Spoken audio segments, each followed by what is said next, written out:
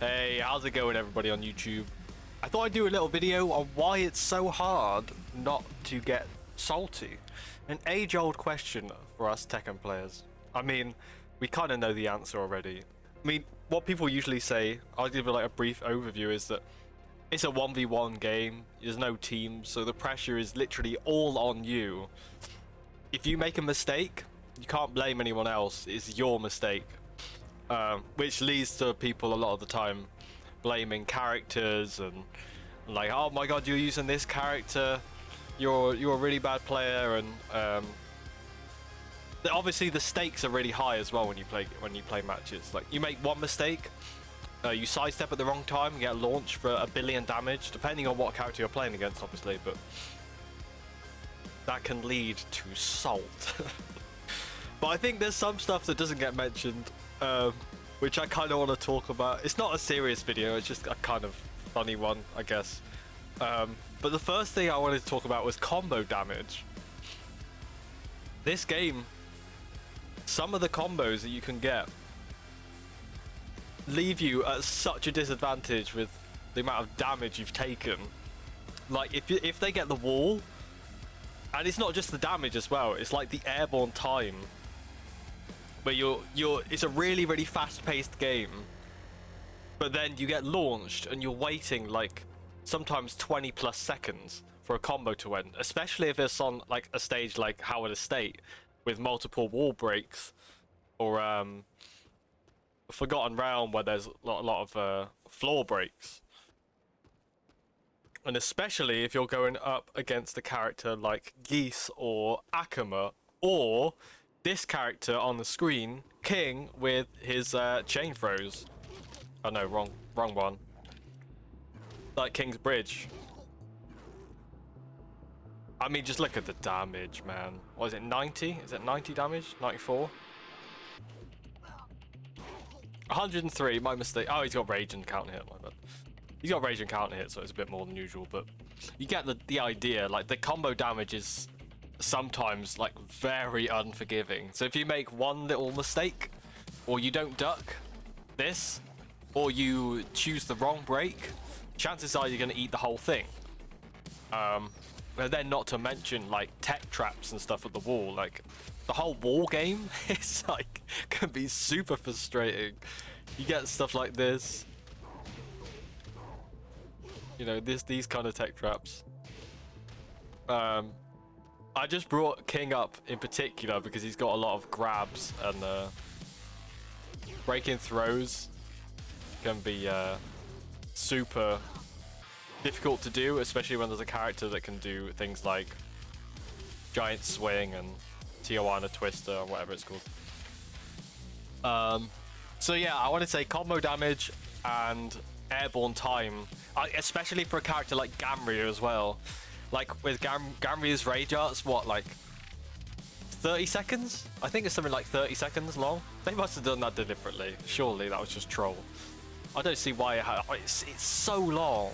Because he does the whole thing, and then you have to wait for him to get up, and then you wait a little bit longer, and then you can go again. So yeah, airborne time and combo damage. Knowledge, I mean, that kind of goes into, I mean, that's self-explanatory. Knowledge, like knowledge checking constantly, like King's grabs, for example, which I just mentioned, and this guy on the other side, Feng, with just all of this crazy nonsense. You know, you constantly get a knowledge checked in Tekken, and along with the fast-pacedness, is that a word? Alright, it's a word now. The fast-pacedness of Tekken, and the knowledge checking constantly, and the reaction time you have, like punishes on time, doing the correct punish, knowing when to step, when to duck, when to use certain moves like power crushes and stuff, you know, this crazy one, when to go for a grab, and obviously knowing your opponent's moves of the character they're playing, what are the certain frames of their character. Like, it's a lot, it's a hell of a lot to keep in your mind, but then it's a hell of a lot even further to keep in your mind while you're playing at the same time. especially if you're playing at your rank level, especially in ranked, I should say. Really, this is kind of directed at ranked because, you know, if you play quick match or doing sessions between like friends and stuff, it doesn't. Well, in my experience, I get salty sometimes. I think everybody gets salty. If they tell you they never get salty, they're lying to you. Everyone has got salty at some point in their Tekken life, but I think it's more so in ranked these days, especially with my next point, which was the time waiting, which is basically the amount of time you're waiting for the game to load, and the crashes and people plugging and then people cheating, so you have to leave the match and then restart, and then it takes 20 minutes to find an opponent, and then you have to wait a minute for it to load in again. That's a hell of a lot of time waiting and not playing. I think the saltiness kind of festers well where you're waiting to play somebody. It's almost like you have it's almost like you have this short amount of time playing, so you better make it count. That's how I feel about it. Why it can get kind of frustrating, or it does for me sometimes. You're waiting so long to find a match, and then if you make a mistake, it's like, fuck man, I just waited so long to play this match and now I'm underperforming, you know? And it kind of is so juxtaposed to the pace of Tekken, because it's a really fast-paced game. It's just, I think it's too much of a contrast, like when you're waiting for it to load, and you've got these small chances which take such a short amount of time, and then you get launched, you have to wait until you land, or you get rage art and you have to wait for it to land. All these things together, I think, can be kind of frustrating. Anyway, that's kind of it. I just wanted to do a little talk about saltiness and kind of how the game doesn't really help you when you get salty. It kind of just helps the saltiness to thrive, if you will.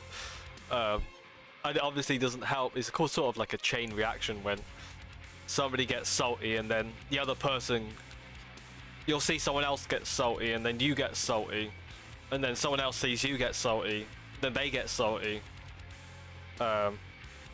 If you're playing in ranked in particular, like, and it sort of leads to this behavior, which is fine. Like, I don't think there's anything wrong with it, and you know, a little bit of a teabag here and there, a little friendly teabag. So, I mean, that's, to be honest, it's kind of a mind game for a lot of people. I don't think people are being like completely serious when they do these things, especially if it's between friends. Sometimes online it's very clear that people want to just get in your head and be an asshole, but nevertheless, I think there's not, you know, teabagging's fine. Anyway, I hope you enjoyed this little talk on saltiness. I enjoyed it. I found it quite fun. I hope you did too. Yeah, thanks for listening to me. I hope you enjoyed, and I'll see you guys in the next one. Bye!